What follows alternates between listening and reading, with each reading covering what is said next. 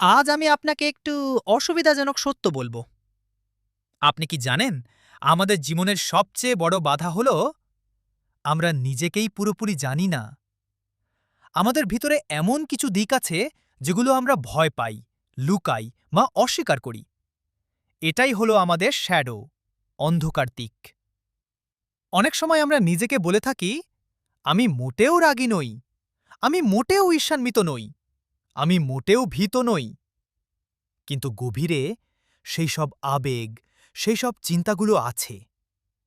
যখন আমরা তা দেখার সাহস করি না, তারা ধীরে ধীরে আমাদের নিয়ন্ত্রণ করে। শ্যাডো ওয়ার্ক মানে হল সেই অন্ধকার দিকগুলোকে চেনা এবং মোকাবিলা করা। কোনোটা আমাদের শক্তি কমাচ্ছে, কোনোটা আমাদের সম্পর্ককে ক্ষতিগ্রস্ত করছে, কোনোটা আমাদের স্বপ্নের পথে বাধা দিচ্ছে। আমি আপনাকে একটা উদাহরণ দিই।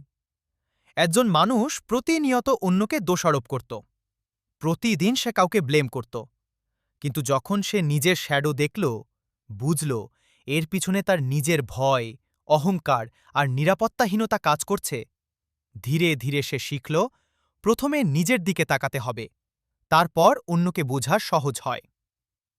বিখ্যাত মনোবিজ্ঞানী কার্ল জুং বলেছিলেন, until you make the unconscious conscious, it will direct your life and you will call it ফেট।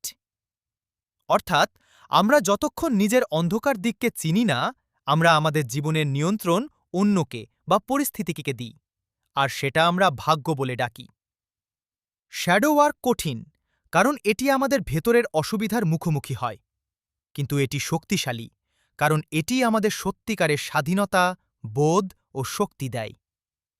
আজ থেকে শুরু করুন একটা ছোট ধাপ। নিজের রাগ, ভয়, অনিশ্চয়তা চিহ্নিত করুন। লিখে ফেলুন। চিন্তা করুন কেন তা আছে। আপনি দেখবেন প্রতিটি ছোট ধাপ আপনাকে নিজের জীবনে নায়ক বানাচ্ছে। স্মরণ রাখুন, আপনি আপনার ছায়াকে চেনে, তখনই আপনি পুরোপুরি আলোর দিকে এগোতে পারবেন।